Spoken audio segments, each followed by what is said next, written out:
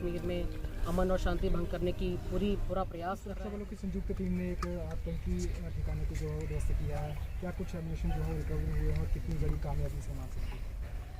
देखिए, कुछ दिनों से हमें एक रिलायबल सोर्सेस से एक इंट आ रही थी कि कोई सस्पिशियस मूवमेंट देखी गई है जो मक्खीदार जंगलात हैं, फॉरेस्ट एरिया है माहौर के अपर रीचेस में। इसके चलते हमने एक कैसो लॉन्च किया, कोऑर्डिनेट सर्च ऑपरेशन, आर्मी की मदद से। और माहौर इसमें जो एक जॉइंट ये कैसो था, और इससे पहले भी हम करते रहे हैं।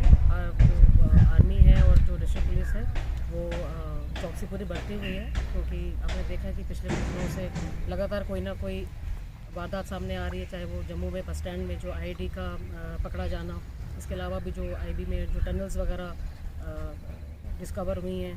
इसके चलते हम भी अपने पूरे हाई अलर्ट पे थे, डिस्ट्रिक्ट पुलिस भी हाई अलर्ट पे थी, और हमारे जो स्पेशल पुलिस पिकेट्स हैं और जो हमारा पुलिस कंपोनेंट है गुलाबगढ़ का, उनको ये हिदायत थी कि वो लगातार अपने इलाके में एरिया डोमिनेट करें आर्मी के मदद से और पेट्रोलिंग वगैरह करते रहें। तो इसी के चलते जब हमारे कल रात को हमने जब अपनी टीम्स निकाली तो पहाड़ी इलाका काफ़ी दूर दराज का वो इलाका है, काफ़ी टफ टेरेन है। उसके बावजूद हमारे जो फोर्सेस हैं उन्होंने सुबह 5 बजे ये जो एक हाइड आउट था, टेररिस्ट का एक हाइड आउट था, जहाँ पे काफ़ी एक ह्यूज कैशे आर्म्स और एम्यूनेशन का इन्होंने छुपाया हुआ था। जो इनके क्या इरादे थे, इनके क्या मंसूबे थे, वो हमारे इस एक्शन से वो थ्वाट हो गए और इसमें बड़ी कामयाबी मिली है। और इसमें काफ़ी वेपन्स भी मिले हैं, एम्यूनेशन मिला है, UBGL ग्रेनेड्स भी हैं, VHF के सेट हैं, रेडियो इसमें फ्रीक्वेंसी के सेट्स भी हैं। तो इसमें हमारा इसमें जो क्रेडिट है वो मैं माहौर पुलिस की जो हमारी टीम है यहाँ पे, SDPO माहौर है, SHO माहौर है, और उनके साथ जो हमारी पूरी टीम थी, आर्मी 59 RR की मदद से हमने ये जो टेररिस्ट हाइड आउट है इसको बस्ट किया है। इससे पहले भी 2 इंसिडेंट्स, ये तीसरा इंसिडेंट है इसी कड़ी में। इससे पहले भी जैसे कि आप जानते हैं 2020 में एक पर्चा लगा था 63, जिसमें लश्कर तैयबा का जो टेरर मॉड्यूल था, OGW नेटवर्क को एस्टैब्लिश करने का माहौर में और यहाँ की जो अमन और शांति है उसको भंग करने का मॉड्यूल, वो भी हमने बस्ट किया।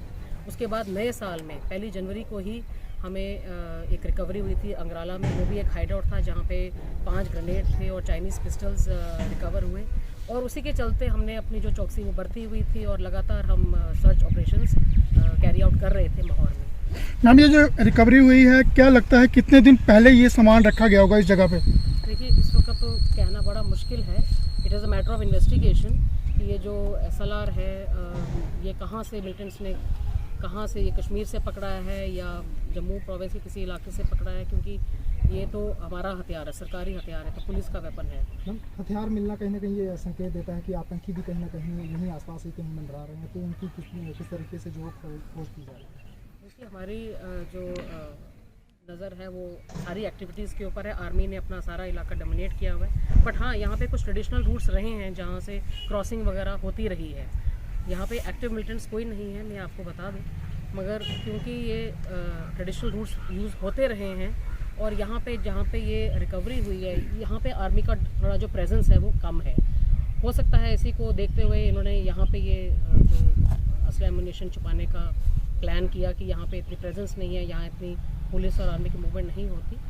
मगर आज इसके पकड़े जाने से, इस हाइड आउट के बस्ट होने से ये भी हमारा जो शक था कि ये इस इलाके को ये शायद नहीं जाते होंगे, वो भी दूर हुआ।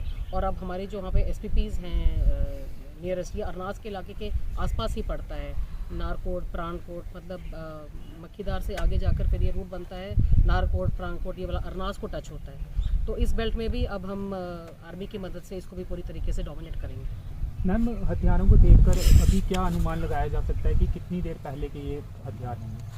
देखिए, ये थोड़े से रस्टी ज़रूर हुए हैं वेपन, बट सारे फंक्शनल हैं, मतलब ये वो है पूरी तरह से। टेररिस्ट अरेस्ट होता है जम्मू एयरपोर्ट के पास, उससे 2 दिन पहले काफ़ी एम्यूनेशन मिलता है जम्मू के बस अड्डे के पास, और आज यहाँ पे एम्यूनेशन मिलना सुरक्षा बलों के लिए कितनी चिंता की बात है?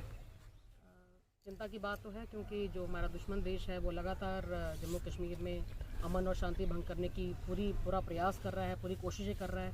मगर क्योंकि टाइमली हम सब इन चीज़ों को डिटेक्ट कर रहे हैं, ये पकड़ रहे हैं, तो इससे ये तो पता चलता है कि हमारी जो जम्मू कश्मीर की पुलिस है वो पूरी तरीके से अलर्ट है, हाई अलर्ट पे है।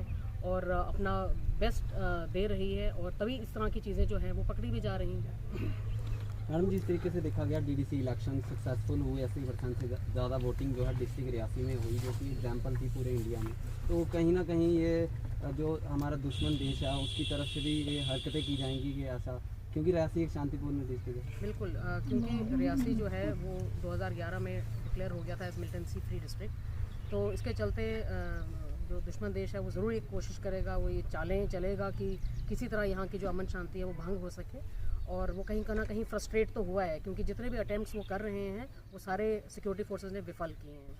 तो मगर हमारी भी ये हम भी ये डिटर्मिन्ड हैं, हमारी फोर्सेस भी, उनका मोराल बहुत हाई है, और हम सब डिटर्मिन्ड हैं कि इस तरह के इनके जो भी मंसूबे हैं, जो भी प्लान्स हैं, निफेरियस डिज़ाइंस हैं, उनको हम लगातार इसी तरह तोड़ते रहेंगे और डिफीट करते रहेंगे। हम जो मान के चलें कि 10 साल के बाद फिर आतंकवादी गतिविधियाँ सक्रिय की जा रही हैं। कोशिशें की जा रही हैं, मैं कहूँगी कोशिशें की जा रही हैं, मगर अभी तक उनका बेस जो है वो इस्टेब्लिश वो नहीं कर पा रहे हैं।